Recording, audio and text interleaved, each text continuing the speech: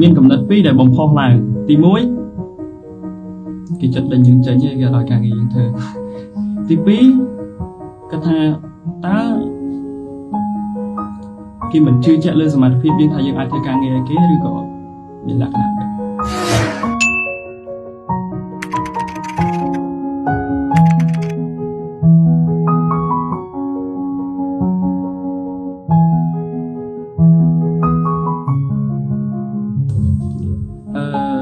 សម្រាប់ជាយោបល់ហើយយោបល់ពិសោធន៍របស់ខ្ញុំយល់ឃើញថាការងារស្ម័គ្រចិត្តវាផ្ដល់នៅផលប្រយោជន៍ជាច្រើនជូនយុវជនរបស់យើងត្បិតតែវាមិនផ្ដល់ជាថវិកាឋានៈឬបនស័ក្តិណាទេប៉ុន្តែវាផ្ដល់អ្វីដែលសំខាន់ដល់យើងគឺតម្លៃនៅក្នុងសង្គមមួយជាក់ស្ដែងហ្មងអានេះជាអ្វីដែលយើងផ្ដល់តាមរយៈការងារស្ម័គ្រចិត្តហើយអ្វីមួយដែលសំខាន់ទៀតគឺផ្ដល់ជំនាញនិងចំណេះដឹង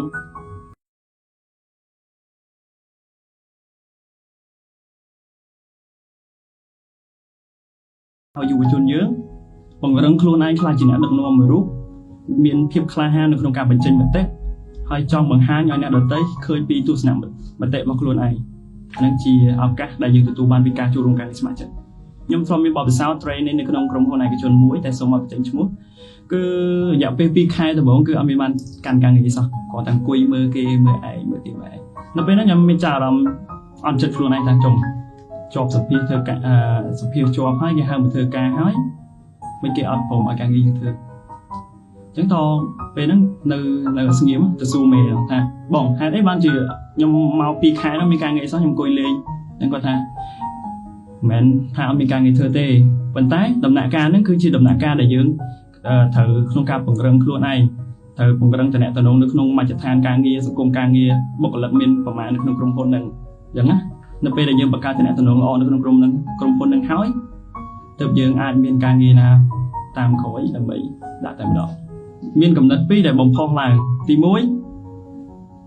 គេចិត្តដេញយើងចេញគេឲ្យការងារយើងធ្វើទី2គាត់ថាតើគេមិនជឿជាក់លើសមត្ថភាពយើងថាយើងអាចធ្វើការងារឲ្យគេឬក៏មានលក្ខណៈបែប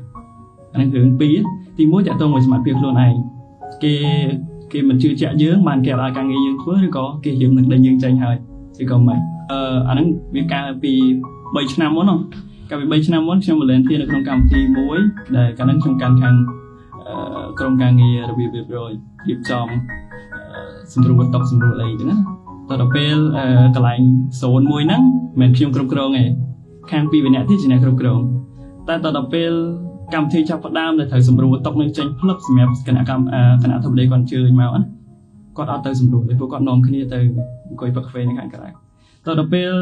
ធម្មតាដល់ពេលចប់កម្មវិធីមេគាត់តែងតែមកហៅមកជុំគ្នាយើងនិយាយភាសាស្រួលយល់ហៅមកកសាងបន្ថែមអញ្ចឹងក៏គាត់ប្រាប់ថាគាត់មិនដឹងទេមកពីខ្ញុំតម្លាក់កំហុសខ្ញុំថារីនៅចិត្តហ្នឹងរីមិនព្រមសម្រួលហើយតន្ទឹមតែហ្នឹងខ្ញុំក៏ជាប់ការងារខ្ញុំនៅក្នុងហ្សូនរបស់ខ្ញុំត្រូវសម្របសម្រួលរឿងសម្ភារៈហ្នឹងអស់ចេញដែរ